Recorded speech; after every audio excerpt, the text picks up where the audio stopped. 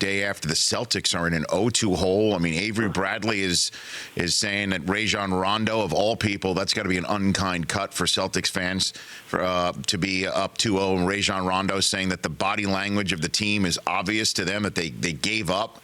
Does this 0-2 hole return us to the trade deadline and say that the Celtics didn't do the right thing, even though I thought they did the right thing by staying pat? I mean, what does this 0-2 hole mean to you, Dan? Well, again, the fear is that they're the worst number one seed ever, and the fear is thus far being validated. So maybe they can climb out of this. It hasn't been the same team that won those 53 games. And I've always worried that they're built for the regular season, not the playoffs. They play hard every game. They have a coach who makes them do that. They have a rotation of 10 guys. It all works great in the regular season when other teams aren't doing those things. In the playoffs, everybody plays hard. Everybody goes with their 8-man rotation, and the best players win. And they don't have a lot of the best players. So it certainly doesn't mean they can't turn this thing around.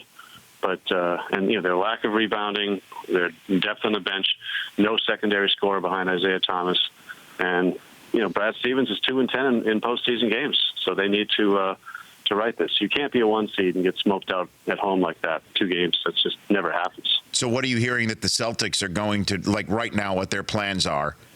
Once the season, obviously, if they advance further than the first round or even the second round, that might change. But what are you hearing about what their plans are should they get the first overall selection in the draft, with free agency also coming up, Dan? They don't really care what we think, and I give Danny Ainge credit for that. He's a big, bold thinker, and he's secure in his own skin, and so they will not, I don't think, get off the route of the plan. I think their plan is the one you've advocated, and building through the draft. They're not announcing that or saying this is a bridge team, but that's what I'm seeing. And I hate it because I'm too old to wait for another good team building through the draft. It's just, it takes too long, and you don't get James Worthy in the first round anymore. You don't get an adult. You don't get a finished player.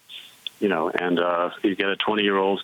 You get Jaylen Brown. I mean, number 3 in the draft used to be Kevin McHale and Michael Jordan. Now it's Jaylen Brown, and that's nobody's fault. That's just the way it is. So I would have traded for Cousins. I would have traded all these picks. I want proven players now, and Butler is better than anybody they have by a lot, and that's what you need to win in the NBA. Well, he's definitely looked like the best player on the floor the first 2 games. That's for sure. But then you also have to wonder if Isaiah Thomas is all there too, Dan, right? Sure. And there's certainly a reason for it. It's amazing that he's even out there. He got 33 in the first game. But I'm not totally surprised by this. It's just, you could see from the first game with the Bulls, they immediately let the Bulls believe that the Bulls could win. I mean, and it's all over the Bulls' confidence now. You can just see it. And that's going to be a tough thing to reverse on the road Friday night.